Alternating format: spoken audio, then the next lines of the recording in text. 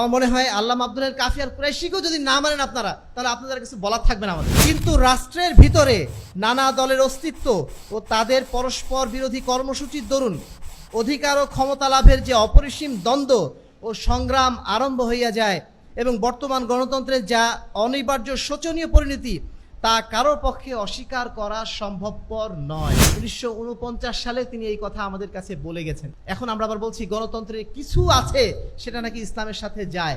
আরে ভাই, গণতন্ত্রে কেন প্রত্যেকটা জিনিসের মধ্যে কিছু আছে যেটা আমরা সরাসরি খারাপ বলতে পারি না। আল্লাহ রাব্বুল আলামিন কোরআনে বলেছেন না, মদের কথাও বলেছেন, মদের মধ্যেও কিছু উপকার আছে, কিন্তু ওর মধ্যে অপকারের অংশটাই বেশি। আপনি কেন এই কথা বলছেন? গণতন্ত্র যেখানে পরিষ্কার শিরকি তন্ত্র, আপনি বলছেন ওর সাথে কিছু নীতি ইসলামের সাথে যায়। মানে এই যে নো পার্টি সিস্টেম, এই পার্টি সিস্টেমের কথা কিন্তু আল্লামা আব্দুল হাই কাফি আল কুরাইশি 1949 সালে বলে গেছেন।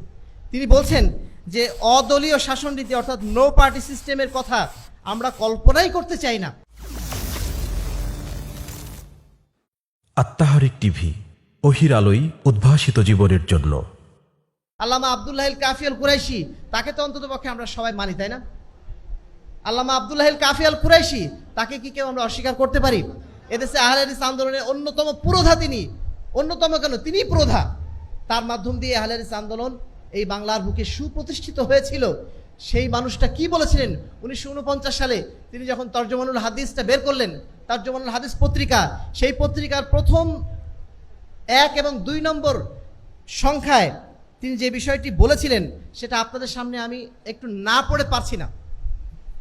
এটা আপনাদের জন্য প্রয়োজন, কারণ আপনারা এখন যে অবস্থায় চলে গেছেন, এখান থেকে ফিরাতে গেলে আমার মনে হয় আল্লামা আব্দুল হাই কাফি আল কুরাইশিকেও যদি না মানেন আপনারা, তাহলে আপনাদের কিছু বলার থাকবে না আমাদের। তিনি বলছেন যে পাশ্চাত্যের অন্ধ অনুকরণ বৃত্তি আমাদের মানুষলোক এত দূর বিকৃত করিয়া ফেলিয়াছে যে অদলীয় শাসন রীতি অর্থাৎ নো পার্টি সিস্টেম, যেটা আমরা এখন বলছি আহলে হাদিস আন্দোলনের পক্ষ থেকে, যে দল ও প্রার্থীবিহীন নির্বাচন ব্যবস্থা, কোনো পার্টি থাকবে না, কোনো পার্টির মাধ্যম দিয়ে নির্বাচন হবে না, নির্বাচন হবে একটা সিলেকশন কমিটির মাধ্যম দিয়ে।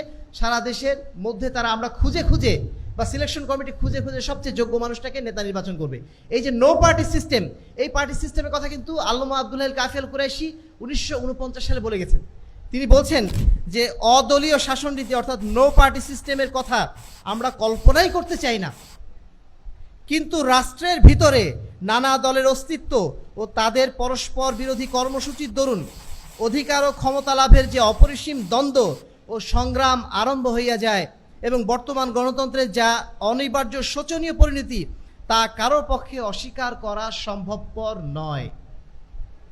ইউরোপ ও আমেরিকার রাজনৈতিক ও ধর্মীয় নেতৃবৃন্দ প্রচলিত গণতন্ত্রের বিস্ময় ফলের কথা ক্রমশ স্বীকার করিয়া লইতেছেন। 1949 সালে তিনি এই কথা আমাদের কাছে বলে গেছেন। এখন আমরা আবার বলছি গণতন্ত্রে কিছু আছে সেটা নাকি ইসলামের সাথে যায়। আরে ভাই, গণতন্ত্রে কেন প্রত্যেকটা জিনিসের মধ্যে কিছু আছে যেটা আমরা সরাসরি খারাপ বলতে পারি না। আল্লাহ রাব্বুল আলামিন কোরআনে বলেছেন না, মদের কথাও বলেছেন, মদের মধ্যেও কিছু উপকার আছে, কিন্তু ওর মধ্যে অপকারের অংশটাই বেশি। আপনি কেন এই কথা বলছেন? গণতন্ত্র যেখানে পরিষ্কার শিরকি তন্ত্র, আপনি বলছেন ওর সাথে কিছু নীতি ইসলামের সাথে যায়। মানে কিসের কিছু নীতি যায়? কিছু নীতি যদি যায়ও, সবচেয়ে বড় নীতি যেটা যায় না সেটা হচ্ছে জনগণের সার্বভৌম ক্ষমতার অধিকারী, যেখানে আল্লাহ থেকেই হটিয়ে দেওয়া হয়েছে, আল্লাহকেই যেখানে হটিয়ে দেওয়া হয়েছে, সেখানে তার মধ্যে আপনি কি কল্যাণ খুঁজছেন? আপনার মাথাটা কে খেলো? এই পশ্চিমা গণতন্ত্র এসে, পশ্চিমায় আদর্শ এসে, সংস্কৃতি এসে আমাদেরকে এইভাবেই সম্পূর্ণভাবে তাদের দাস বানিয়ে ফেলে দিয়েছে বলেই আজকে আমাদের মুখ দিয়ে এই ধরনের কথা উচ্চারিত হচ্ছে। সম্মানিত উপস্থিতি, আলোচনায় একেবারে শেষ সময় আমি আপনাদের উদ্দেশ্যে এটুকুই বলতে চাইবো, আহলে হাদিসরা এদেশের বুকে ক্ষমতা অর্জনের রাজনীতি করে না। আহলে হাদিসরা যে রাজনীতি করে সেই রাজনীতি হচ্ছে মানুষকে সংশোধনের রাজনীতি, মানুষকে সংস্কারের রাজনীতি। এই সংস্কারের রাজনীতির মাধ্যম দিয়ে যদি এদেশের অধিকাংশ মানুষ একসময় সংস্কার হয়ে যায়, তখন সেইভাবে এদেশের বুকে ইসলামী রিয়াসাত, ইসলামী শাসনতন্ত্র প্রতিষ্ঠিত হবে। যেইভাবে মহানবী মুহাম্মদুর রাসূলুল্লাহ সাল্লাল্লাহু আলাইহি ওয়াসাল্লাম মক্কা থেকে মদিনায় যাওয়ার পরে মদিনার মানুষ যখন তাকে অ্যাকসেপ্ট করেছিল, সমাজ যখন তৈরি হয়ে গেছিল, সেখানে অটোমেটিক্যালি ইসলামী শাসন ব্যবস্থা তৈরি হয়ে গিয়েছিল। আমরাও ঠিক একই পদ্ধতি অবলম্বন করতে চাই। সেভাবেই একদিন ইসলামী শাসন ব্যবস্থা যে কায়েম হবে, আল্লাহ রাব্বুল আলামিন সূরা নূরের 55 নম্বর আয়াতে আমাদের কাছে ওয়াদা করেই রেখেছেন। যদি আমরা ইমানদার হই, যদি আমরা শিরক থেকে মুক্ত থাকতে পারি, যদি আমরা আল্লাহ রাসূলের আদর্শে আদর্শিত হতে পারি, আল্লাহ রাব্বুল আলামিন ইনশাআল্লাহ অবশ্যই আমাদেরকে একদিন খেলাফত দান করবেন, শাসন ক্ষমতা দান করবেন। আমরা সেই পদ্ধতিতেই এগিয়ে যেতে চাই। সবচেয়ে বড় কথা, আমরা তো দুনিয়ার জন্য কোনো কিছু করি না, আমরা তো জান্নাতে যাওয়ার জন্য করি, তাই না? তাহলে আমাদের এত কেন ভয়? এত কেন ভয়? আল্লাহ তো বলে দিয়েছেন ওমা আলাইনা ইল্লাল বালাগ। আমাদের খালি কর্তব্য হচ্ছে মানুষের কাছে পৌঁছে দেওয়া। সত্য যদি মানুষ কেউ গ্রহণ নাও করে, আমাদের কি জান্নাতে যাওয়া থেকে কেউ ঠেকিয়ে রাখতে পারবে ইনশাআল্লাহ? যদি আমরা হকের উপর টিকে থাকতে পারি, যদি আমরা আল্লাহ রাসূল সাল্লাল্লাহু আলাইহি ওয়াসাল্লামের আদর্শের উপর টিকে থাকতে পারি, আমি একা থাকলেও তো ইনশাআল্লাহ জান্নাতে যেতে পারবো। আর সেটাই কি সবচেয়ে বড় সফলতা নয়? দুনিয়াবী সফলতার পিছনে কেন আমরা হাঁটছি?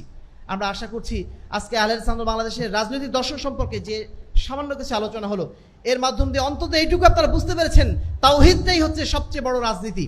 তাওহীদ প্রতিষ্ঠাই সবচেয়ে বড় রাজনীতি। তাওহীদের উপর কায়েম থাকাই হচ্ছে সবচেয়ে বড় রাজনীতি। এইটুকু বোঝা গেছে ইনশাআল্লাহ? যদি এইটুকু বোঝা যায়, তবে আজকে আমাদের এখানে আসা সার্থক হবে, আমাদের যুবক ভাইদের এখানে আসা সার্থক হবে। আপনারা আগামীর রাহবার, আপনাদেরকে সমাজের বুকে এই হক প্রচারের জন্য দায়িত্ব গ্রহণ করতে হবে। আপনাকে রাজি আছেন ইনশাআল্লাহ? তাওহীদের পক্ষে কথা বলবো আমরা, শিরকের বিরুদ্ধে কথা বলবো। এ বিষয়ে আমাদের কোনো লজ্জা আছে? কোনো দ্বিধা আছে? কোনো আপত্তি আছে?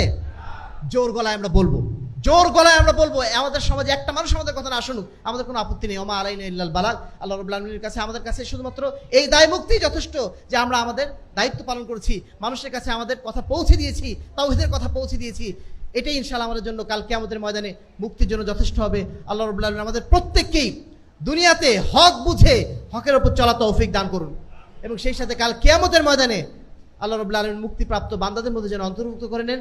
আহলে হাদিস আন্দোলন বাংলাদেশ এই দাওয়াত নিয়েই কাজ করে যাচ্ছে, এই দাওয়াত নিয়েই কাজ করে যাবে কিয়ামত পর্যন্ত। এই দাওয়াত নিয়েই কাজ করে যাবে। ক্ষমতা আসুক বা না আসুক, মানুষ তাকে সমর্থন করুক বা না করুক, আল্লাহ রাব্বুল আলামিন আমাদের সকলকে সেজন্য তৌফিক দান করুন। আল্লাহুম্মা আমিন। ওয়া আখিরু দাওয়ানা আলহামদুলিল্লাহি রাব্বিল আলামিন। আসসালামু আলাইকুম ওয়া রাহমাতুল্লাহি ওয়া বারাকাতুহু।